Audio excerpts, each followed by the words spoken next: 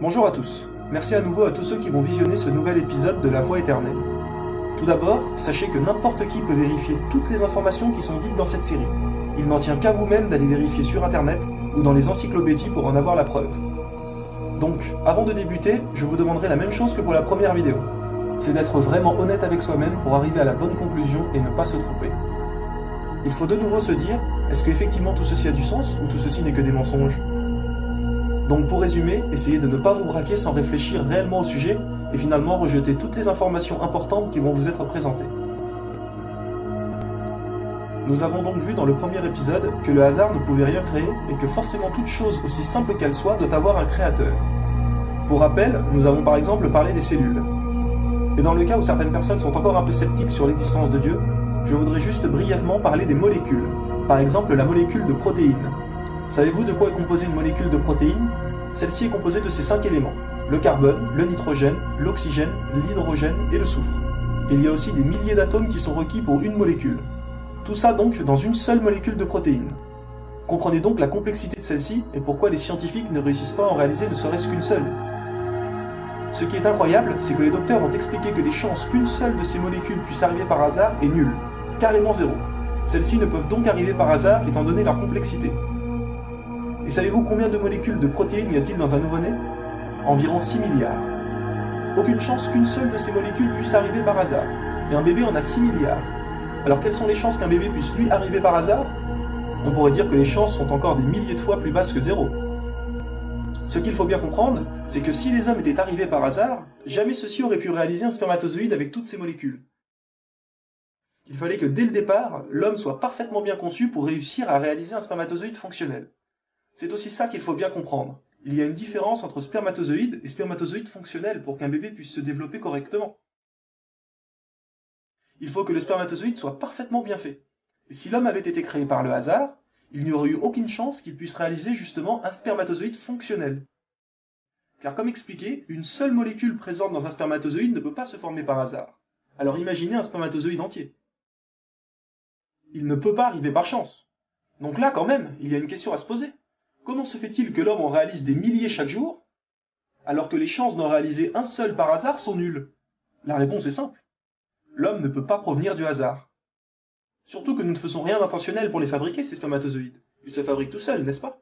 Nous n'avons rien à faire. Donc forcément, pour que chaque spermatozoïde puisse se fabriquer tout seul, il fallait que l'être humain, dès le départ, soit parfaitement programmé. Donc, comme déclaré précédemment, si on croyait à la chance ou aux coïncidences, cela voudrait dire que des milliards de fois par jour, l'être humain, par le hasard, fabrique des spermatozoïdes qui ne peuvent arriver par hasard. Cela n'a aucun sens. Nous sommes plus de 3 milliards d'hommes sur Terre. Et un homme ne fabrique pas un seul spermatozoïde par mois comme une femme fabrique un ovule. Mais l'homme en fabrique des milliers fonctionnels tous les jours. Rendez-vous compte, cela voudrait dire que des milliers de milliards de fois, nous réalisons des choses qui ne peuvent pas arriver par chance. Ceci aurait été absolument impossible si l'être humain avait été créé par le hasard.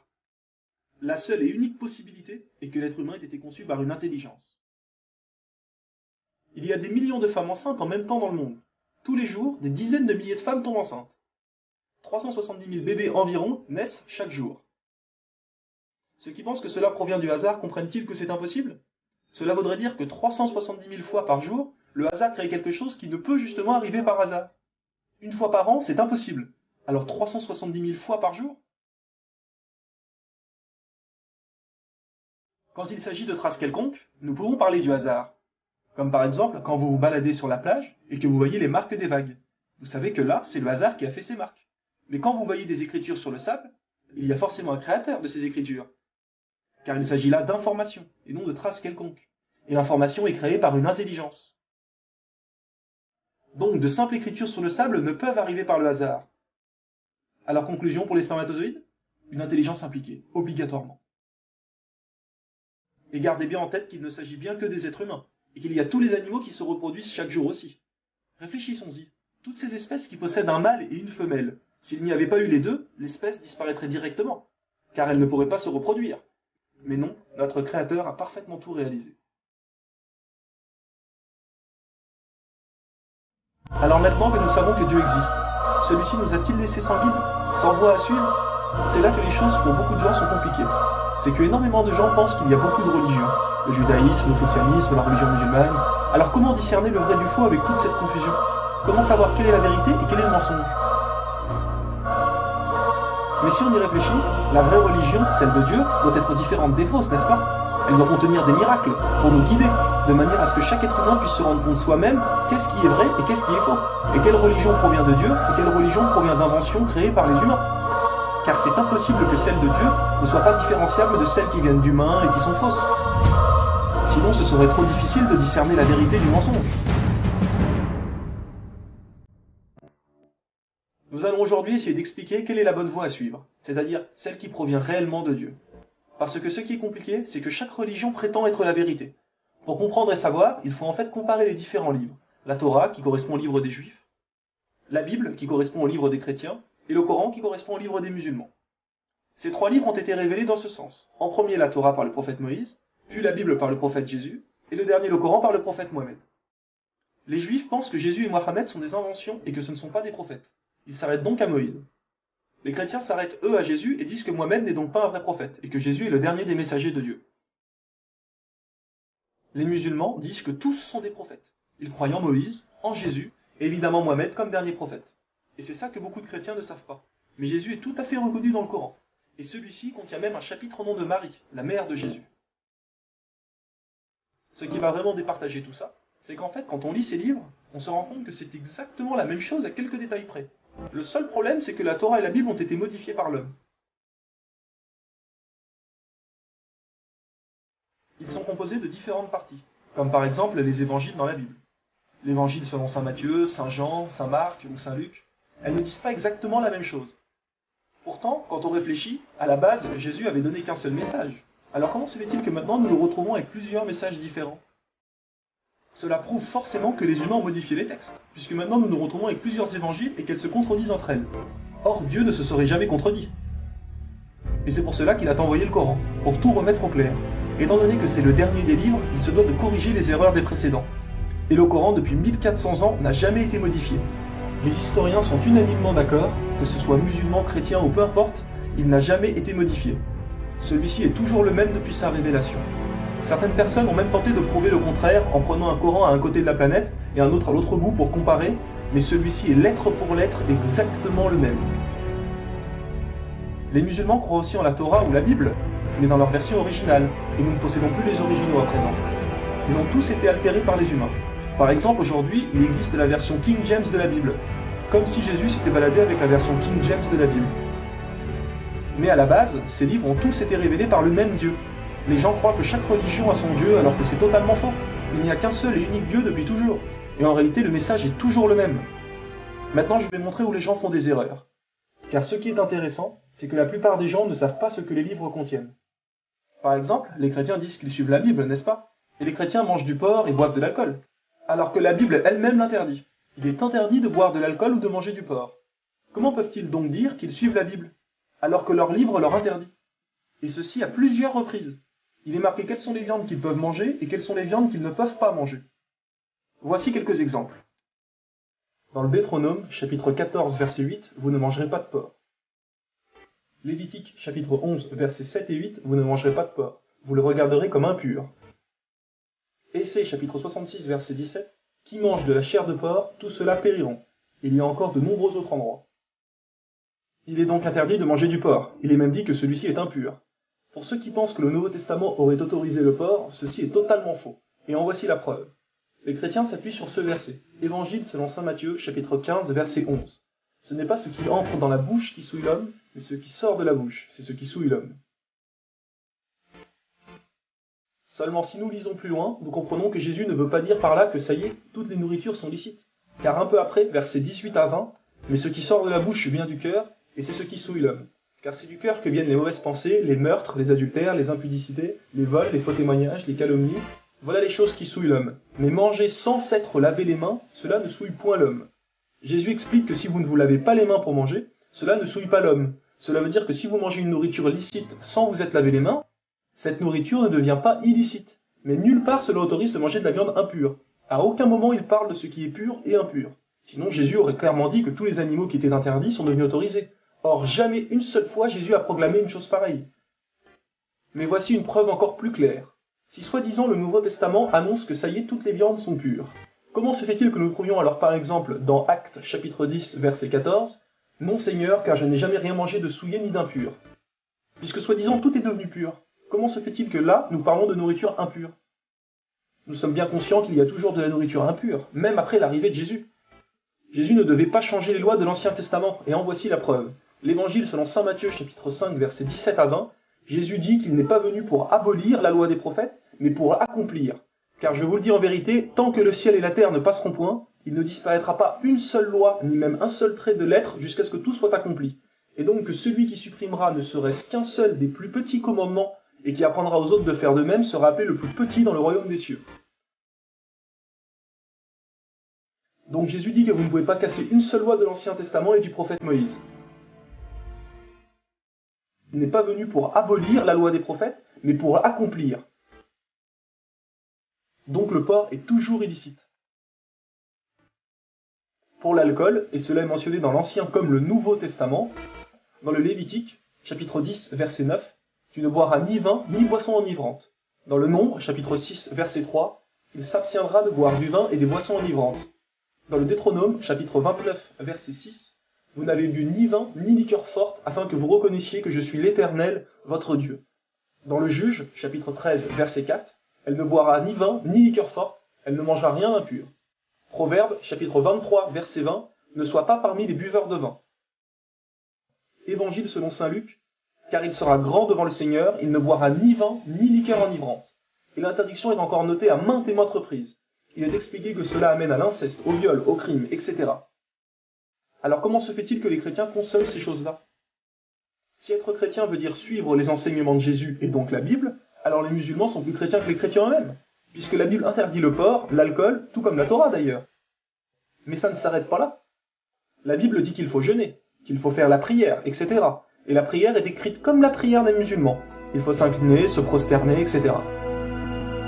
Par exemple, dans la Genèse, chapitre 14, verset 26, « Et l'homme s'inclina et se prosterna devant l'Éternel » ou bien encore dans l'Évangile selon saint Matthieu, chapitre 26, verset 39, « Il tomba sur sa face, priant et disant »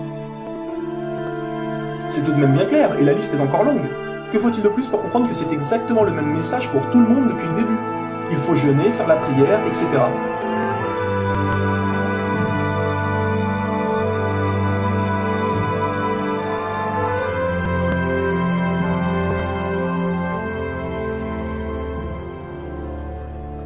Ce qui est le plus intéressant, c'est que Moïse annonce la venue du prophète Mohammed et qu'il faudra le suivre, tout comme Jésus a fait de même. Voici certains exemples. Évangile selon saint Jean, chapitre 14, verset 16, Jésus dit « Et moi, je prierai le Père, et il vous donnera un autre consolateur, afin qu'il demeure éternellement avec vous. » Consolateur correspond à prophète ou messager. Donc un autre prophète devra venir après Jésus. Qui est ce prophète? Étant donné que le seul à être venu après Jésus est Mohammed. De plus qu'il explique qu'il demeurera éternellement avec vous. Il parle du dernier livre qui est le Coran, et qui sera le dernier jusqu'à la fin des temps sans jamais être modifié. Le message demeurera donc éternellement avec nous. Dans l'Évangile selon saint Jean, Jésus dit « J'ai encore beaucoup de choses à vous dire, mais vous ne pouvez les porter maintenant. Quand le Consolateur sera venu, l'Esprit de vérité, il vous conduira dans toute la vérité. » Qui est cette personne qui doit encore dire beaucoup de choses? Il s'agit du prophète Mohammed. Jésus a même expliqué comment savoir qui serait un vrai ou un faux prophète. Dans l'Évangile selon saint Jean, chapitre 4, versets 1 à 3, Jésus explique qu'il y a un test à faire pour savoir quel prophète après lui sera un vrai. Voici le test. Bien-aimés, n'ajoutez pas foi à tout esprit, mais éprouvez les esprits pour savoir s'ils sont de Dieu. Car plusieurs faux prophètes sont venus dans le monde. Reconnaissez à ceci l'Esprit de Dieu. Tout esprit qui confesse Jésus-Christ venu en chair est de Dieu, et tout esprit qui ne confesse pas Jésus n'est pas de Dieu. Donc tout prophète qui viendra après Jésus et qui dira que Jésus n'est pas un messager de Dieu, sera alors un faux prophète. Mais si celui-ci affirme que Jésus est un vrai messager, alors ce prophète sera aussi un vrai envoyé de Dieu.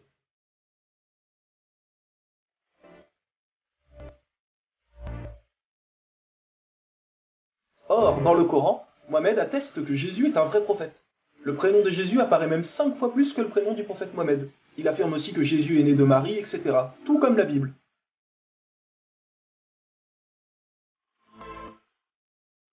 Alors comment se fait-il que les chrétiens ne croient pas en Mohammed et ne suivent pas ses enseignements ainsi que le Coran, puisque la Bible leur demande? Et le plus intéressant dans tout ça est que les chrétiens pensent que Jésus est le dernier des prophètes envoyés par Dieu. Mais si celui-ci est le dernier des prophètes, alors pourquoi Jésus aurait-il demandé de tester plus tard les prophètes après lui pour savoir qui est un vrai et qui est un faux? Puisque soi-disant Jésus est le dernier. S'il était vraiment le dernier, il aurait dit « Je suis le dernier, inutile de les tester, tous les autres après moi seront des faux ». Mais non, là Jésus a dit qu'il faudra tester pour savoir qui est un vrai et qui est un faux prophète. Donc forcément après Jésus, il y aura encore un autre vrai messager, comme il est stipulé précédemment dans l'évangile selon saint Jean, quand Jésus dit « Je prierai le Père et il vous donnera un autre consolateur ». Nous voyons bien que Jésus annonce la venue d'un autre prophète. De plus, Jésus n'a jamais dit qu'il était le dernier des prophètes, contrairement à Mohammed qui a confirmé être le dernier. Et effectivement, il n'y en a plus depuis.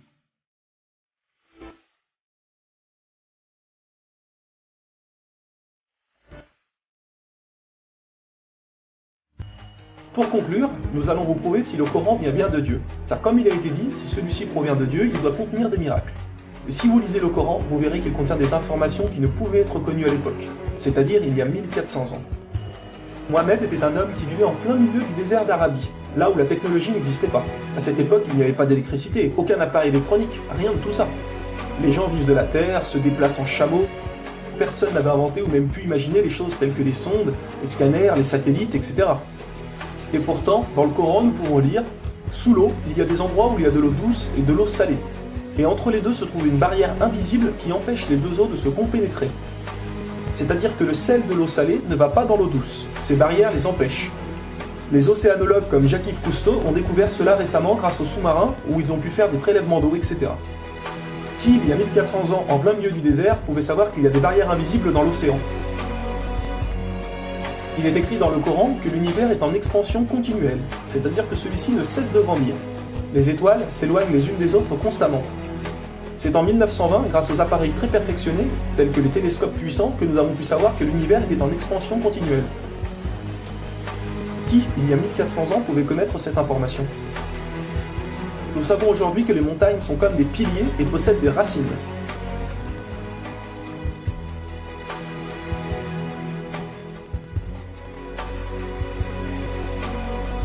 Sans les montagnes, il y aurait très fréquemment des tremblements de terre. Nous savons grâce aux récentes découvertes qu'elles servent à la stabilisation de l'écorce terrestre. Qui, une nouvelle fois, il y a 1400 ans, pouvait savoir que les montagnes étaient ancrées comme des piliers et que ceux-ci servaient à la stabilisation de l'écorce terrestre? Il est écrit dans le Coran que Dieu a créé les 7 cieux et la terre par le même nombre, c'est-à-dire 7. Nous connaissons aujourd'hui, grâce aux sondes qui vont sous terre, que la planète possède 7 couches terrestres. Le noyau interne solide, le noyau externe liquide, la couche D, le manteau inférieur, puis le manteau intermédiaire, le manteau supérieur et la lithosphère. Qui, il y a 1400 ans en plein milieu du désert, pouvait savoir que la Terre possédait 7 couches? Il était impossible de connaître cela sans la technologie récente. Il est aussi mentionné que les plantes ont des sexes, mâles et femelles. La découverte de la sexualité des plantes fut réalisée par Rudolf Jacob Comnenarius entre 1660 et 1720.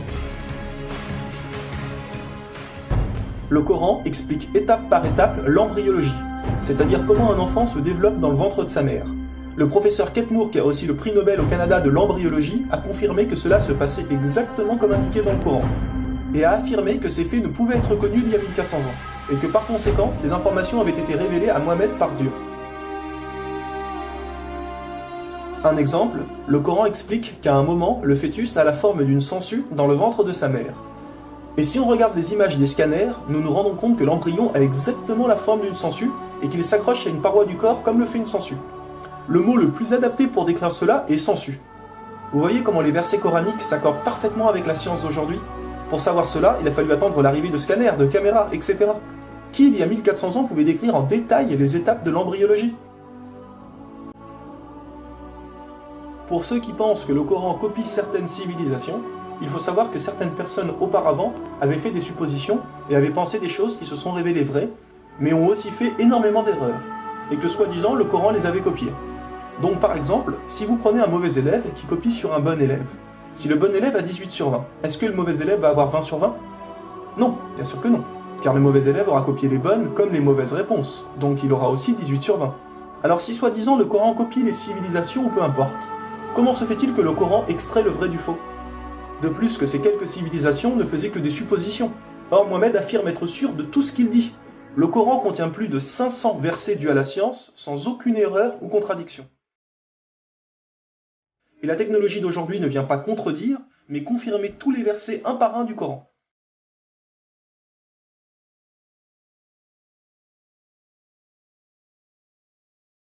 Il est écrit dans le Coran que les fourmis parlent. Nous l'avons confirmé en 2009 grâce aux appareils auditifs puissants. Un homme ne peut entendre ces bruits à l'oreille nue comme ça. Nous savons aujourd'hui que dans la plupart des pays, il est interdit d'avorter au bout de 3 à 4 mois. Car après 4 mois, la science explique que le bébé commence à vivre, et que cela donc est considéré comme un crime. En islam, il est dit que Dieu insuffle l'âme dans le corps du bébé au bout de 120 jours, donc 4 mois. Comme par hasard, au même moment que quand la science démontre que c'est à cette période que la vie du fœtus commence. Pour savoir que la vie du bébé commence à 4 mois, il a fallu attendre une nouvelle fois l'arrivée de scanners, IRM, caméras miniatures, etc. Qui, il y a 1400 ans, pouvait savoir que le bébé commençait à vivre au bout de 4 mois? Nous savons qu'au début du monde, il y avait seulement une nébuleuse primaire, compactée en une seule masse et qui a explosé, ce que nous appelons aujourd'hui le Big Bang. Le déroulement du Big Bang est pourtant écrit dans le Coran. Le Big Bang a été découvert au XXe siècle, alors que le Coran a été écrit au 7e siècle. Le Coran affirme que ce sont les abeilles femelles qui ramassent le pollen des fleurs. Pourquoi le Coran ne parle que des femelles et non des mâles? Eh bien la science a découvert récemment qu'effectivement les femelles possédaient des organes que les mâles n'ont pas, et ceux-ci ne peuvent pas collecter le pollen des plantes. Encore et toujours, qui pouvait savoir il y a 1400 ans que les mâles n'ont pas les organes nécessaires pour le prélèvement du pollen? Il y a longtemps, les gens pensaient que la Terre était plate. Ce n'est qu'en 1577 que Francis Drake fait le tour de la planète et prouve que celle-ci est ronde. Le Coran, environ 1000 ans plus tôt, affirme que la Terre est ronde, mais ne s'arrête pas à ça. Pour donner un exemple, il est dit que la Terre ressemble à un œuf, mais pas n'importe quel œuf, celui d'une autruche. Et si vous regardez un œuf d'autruche, vous verrez qu'il n'est pas tout à fait rond, mais qu'il est aplati en haut et en bas. Celui-ci est de forme géosphérique. Et nous savons aujourd'hui que la Terre non plus n'est pas tout à fait ronde, mais qu'elle est aplatie au niveau des pôles. Et donc qu'elle est également de forme géosphérique. Qui, il y a 1400 ans, pouvait savoir que la planète Terre était géosphérique? Il a fallu attendre les satellites pour sortir de la Terre pour se rendre compte de cela. Soyons honnêtes, qui, il y a plus d'un millénaire, pouvait faire toutes ces affirmations sans aucune technologie? Rendez-vous compte, à cette époque-là?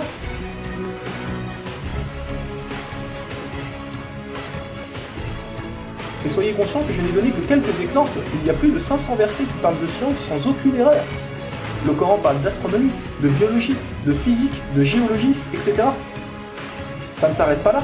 Le Coran ne comprend pas seulement des miracles scientifiques, mais des miracles linguistiques ou numériques. Par exemple, le mot terre apparaît 13 fois dans le Coran, et le mot mer apparaît 32 fois.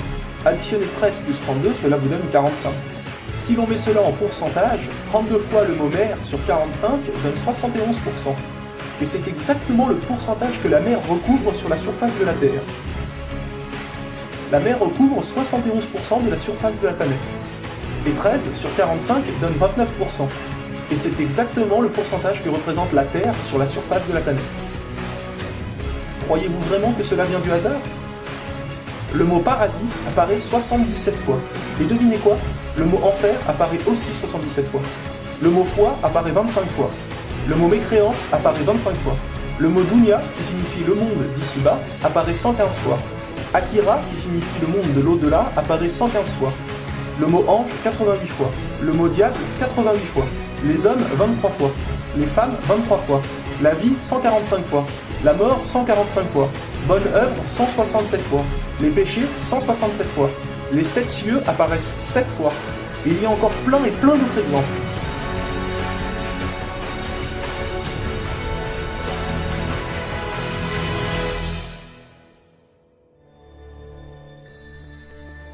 Le Coran est d'une beauté incomparable. Dans la langue originale, c'est-à-dire en arabe, environ la moitié du Coran rime. Le Coran contient des palindromes. Un palindrome est un mot qui veut dire la même chose si on le dit à l'envers. Par exemple, Bob, à l'envers, vous aurez toujours Bob. Ou kayak, à l'envers, vous aurez toujours kayak. Un mot comme ça peut se trouver, mais une phrase entière, cela est quasiment impossible. Ou alors votre phrase ne voudra rien dire. Mais non, le Coran possède des phrases entières en palindrome, et ces versets ont un sens très profond. Le Coran ne possède aucune contradiction ou erreur. Je vais donner un dernier exemple avant de conclure. Vous allez vous rendre compte de l'extraordinaire précision du choix des mots. Dans un verset, Dieu dit qu'il n'a pas doté l'homme de 2 cœurs. Pourtant, un peu plus loin, Dieu parle aussi des femmes. Alors pourquoi il ne dit pas « je n'ai pas doté l'être humain de deux cœurs » ? Pourquoi ne parle-t-il que des hommes, puisque les femmes sont mentionnées après ? Quand nous lisons tout le passage, nous nous rendons compte que Dieu ne parle pas au sens littéral, mais au sens figuré. Il explique que l'homme ne peut pas être croyant ou non-croyant, c'est l'un ou l'autre, les deux ne peuvent pas coexister. Ou on a la foi, ou on l'a pas. Mais si nous prenons ce verset au sens littéral, est-ce vrai ? Oui, bien sûr, l'homme ne possède qu'un seul cœur. Mais pour les femmes, elles peuvent être enceintes, n'est-ce pas ? Et quand elles sont enceintes, combien de cœurs possèdent-elles ? Vous vous rendez compte de ça ? Si Dieu avait mis l'être humain au lieu du mot homme, un petit malin aurait pu dire « Hé, il y a une contradiction ! Si on prend cette phrase au sens littéral, la femme peut avoir deux cœurs quand elle est enceinte. » Mais non, même au sens littéral, cette critique est impossible. Que ce soit au sens littéral ou figuré, le Coran est inattaquable. Rendez-vous compte de la précision des mots. Il y a encore plein d'autres choses, mais cela prendrait énormément de temps de tout mentionner. Si cela vous intéresse, il existe de nombreuses conférences réalisées par des savants qui ont été filmées et qu'on peut trouver sur internet, telles que la parole divine de Nouman Ali Khan. Vous avez bien la preuve que le Coran ne peut que venir de Dieu et non d'un être humain. Comment se fait-il que la technologie d'aujourd'hui, la plus développée qui soit, ne puisse créer un seul animal ou plante ? Ce que Dieu a créé, nous sommes incapables de le réaliser. Tout ce que nous construisons ne sont rien en réalité face à la nature. Dieu dit dans le Coran, pour ceux qui recherchent des preuves, regardez autour de vous, regardez la nature, l'être humain, l'eau, le soleil. Il y a là des preuves pour ceux qui réfléchissent.